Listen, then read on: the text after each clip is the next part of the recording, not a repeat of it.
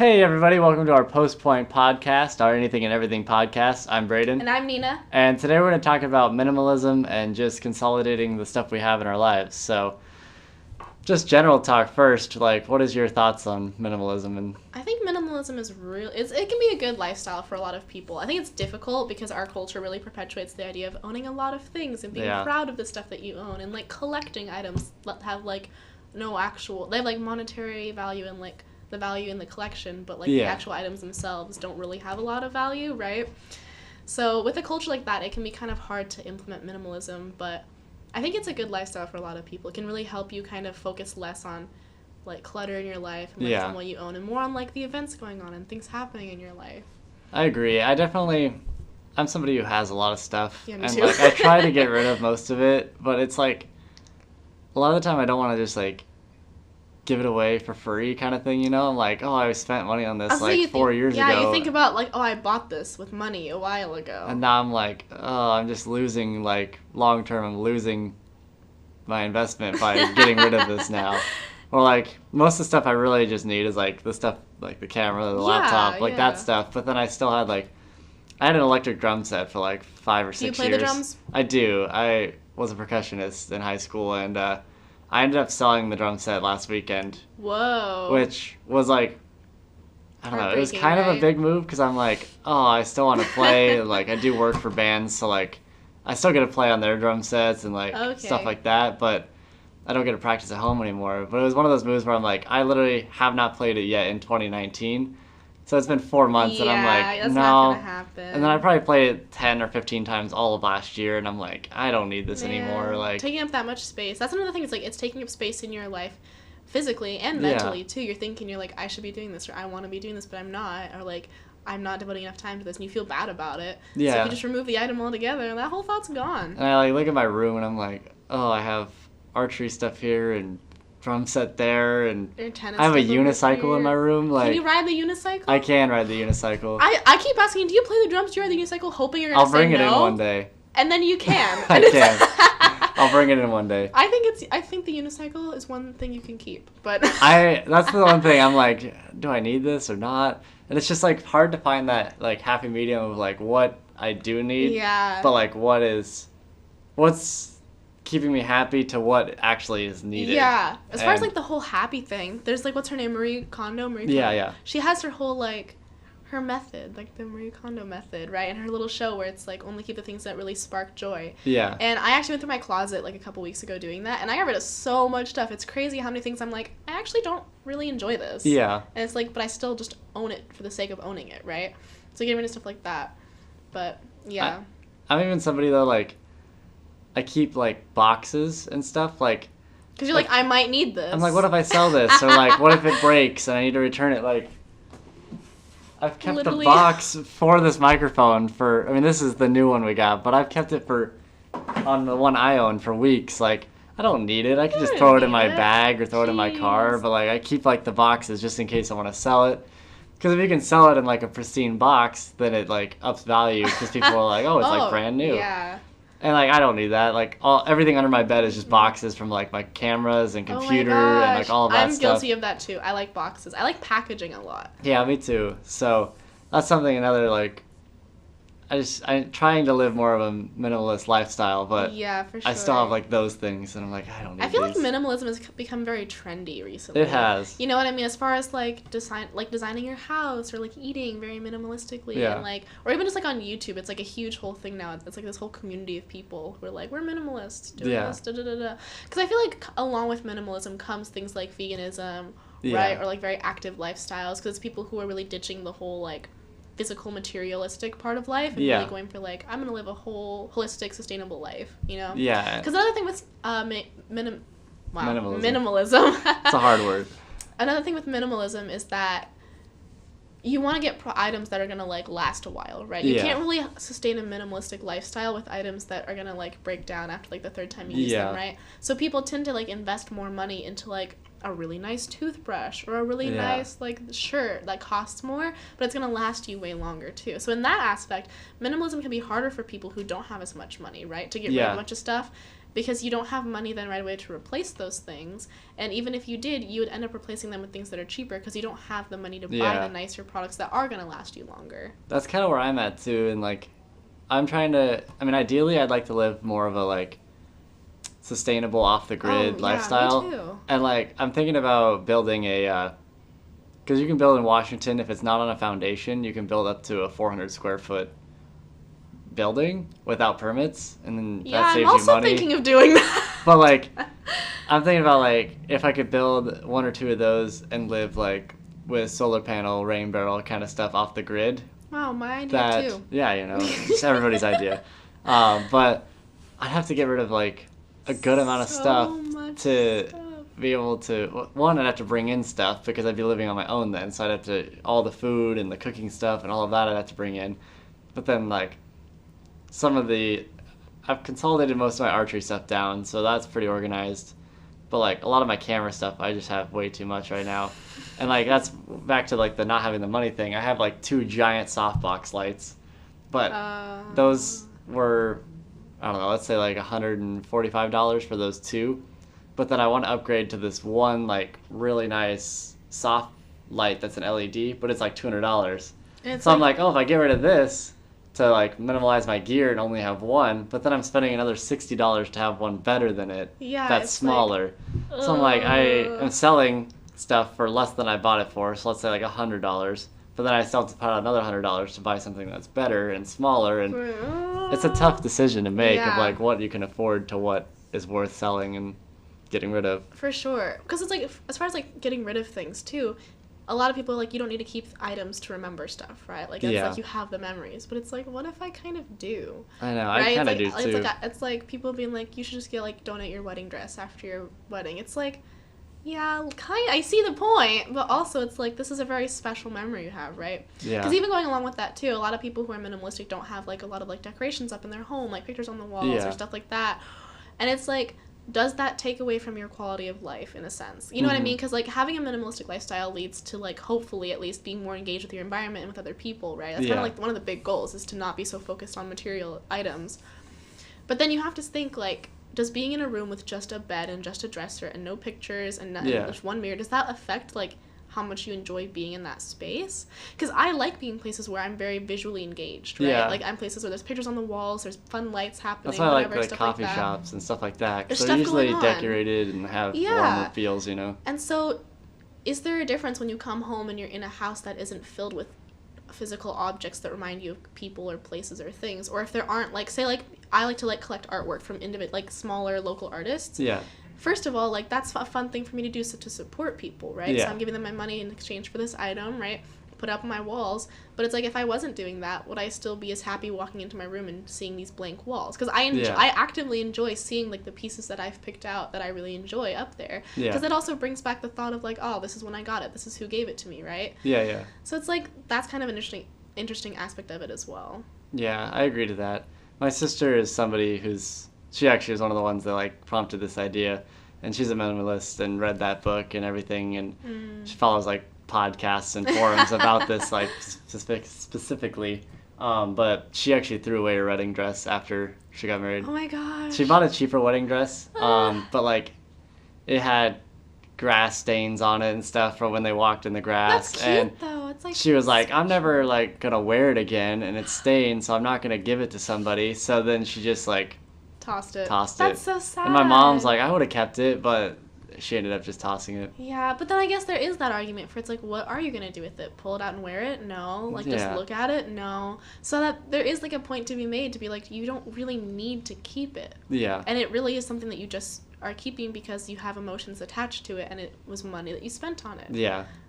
But as an emotional person, I'm like, and that's enough, you know, for some things. So it's such a weird balance to figure out, like, oh, this is worth me keeping and this isn't. Because necessity-wise, we really don't need much. One plate, one fork, one cup, right? Like, I look at it like when we go, like, backpacking. You carry, like, you carry stuff all the for stuff you need. 2 or 3 days, but, like, that's all you need. That's really all you need, like, at all for anything, ever. Yeah. And it's, like with closets, too, like, with the amount of, like, fast fashion going on and everything, and, like, there's new clothes coming out all the time, follow all these different trends, people want to, like, match everything up. it's like you really need like a few items, like this occasion, a few for like maybe like a couple of casual. It's like you don't need that much actually. Yeah. But then again, does that make your life worse than, like, does that make you unhappy in your life in some ways? Because for some people, I think that cutting down on everything really just makes life easier. They're like, I know what I have, I know what I wear when I go to certain places, I know like what I'm eating every day when I come home, so you have more time to focus on like other things going on, like with your job. If you're really creative, that can be a good way to like focus all your creative energy into that. Yeah. But then for other people, is that your creative outlet, like how you choose to dress or like the food you make for yourself and trying all these weird random things and having a lot of different options for clothing? Is that something that's important to them as a person, right? Yeah. So minimalism in a sense really depends on who you are as a person and what you're trying to get, I feel like, from life. You know what I mean? Yeah, I do too. Like I have, like the very first, I don't know, I have a lot of bows at home, and like that's the issue. I like have issues selling my bows, and like because you get attached. Because I look at like the titles I won with them and stuff, and I'm like, yeah. So like my black carbon night bow, you probably won't know what bow styles, you know, but that bow was the first bow I bought from the company I shoot for now, and that's what got me sponsored for this company. So it's like, so I keep that one, but then like friends can shoot it. It's like it's a universal kind of type bow, you know. It might be too big for you. I have other bows you could shoot though. Whatever. But then my red bow, which is a Fanatic 2, is the first free bow I got from the sponsorship. So I'm like, I can't get rid of that one. You could shoot that one. That one has a smaller draw length. But then like the bow I got after that was a white 3.0, and I was on 4 or 5 national podiums with that bow.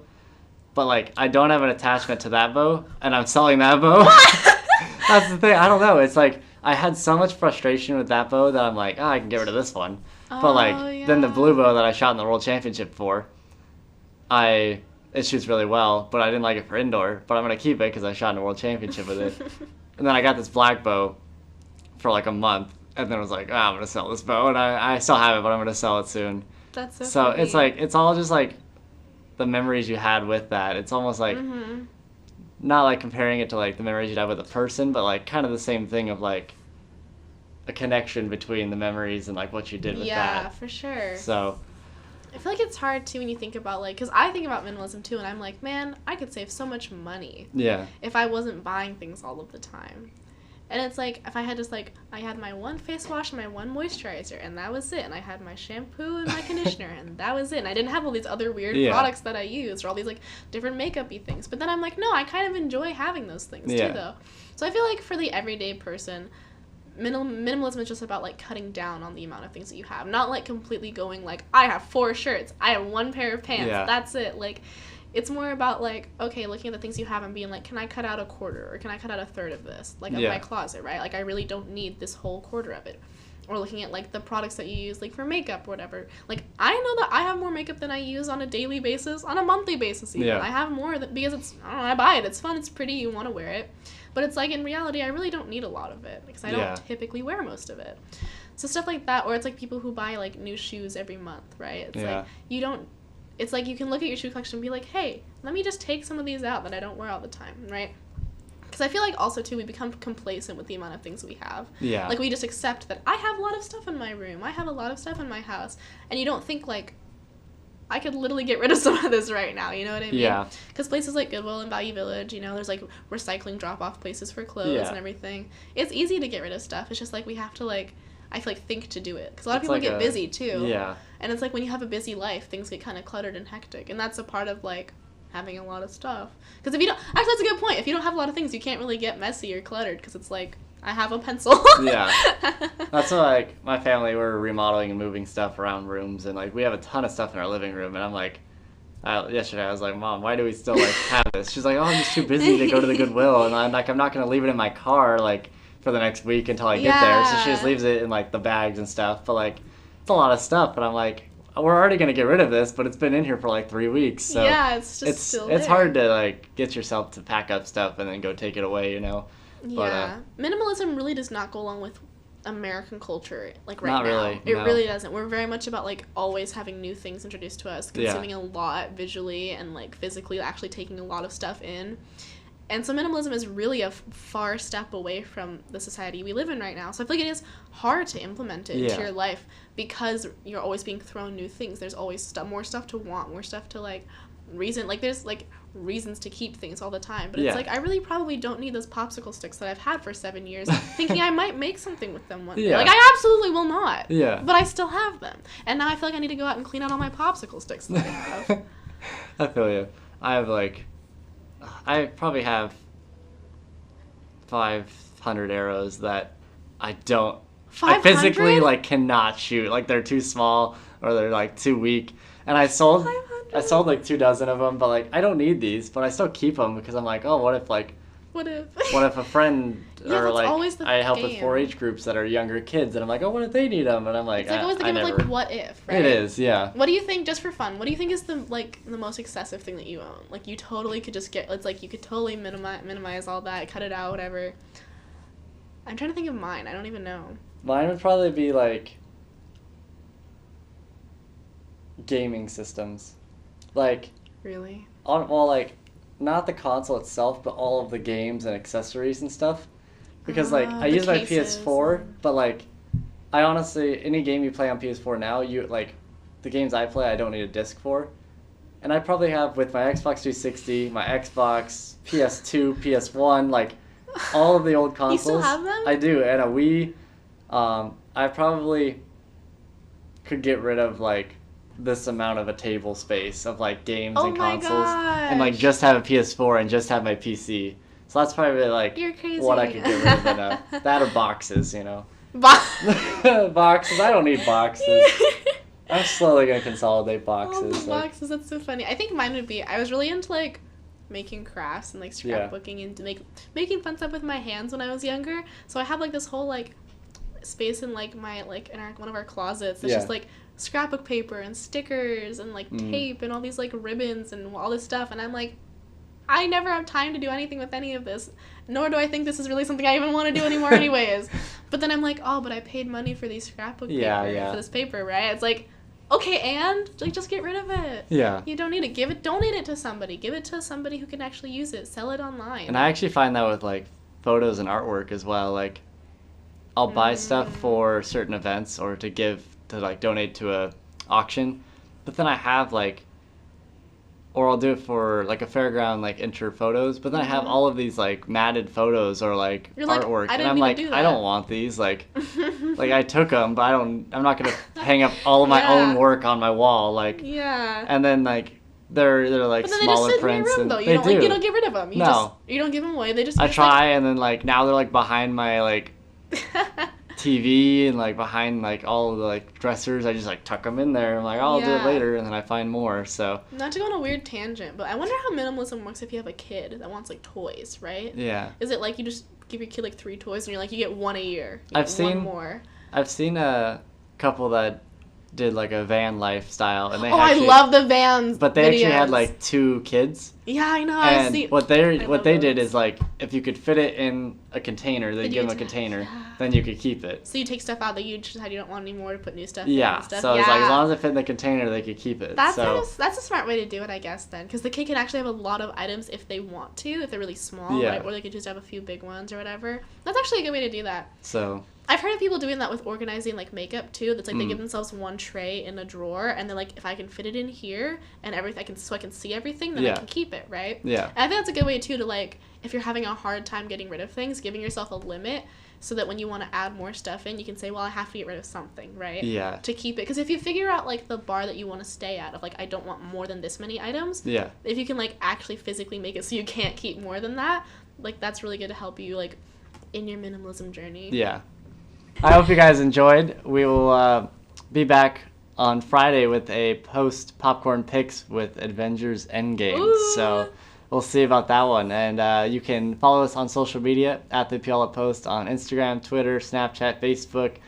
You can check out some of the new articles we put on our website. We just posted one about places to eat and shop in Puyallup, so you can go check that out. And we'll see you guys later.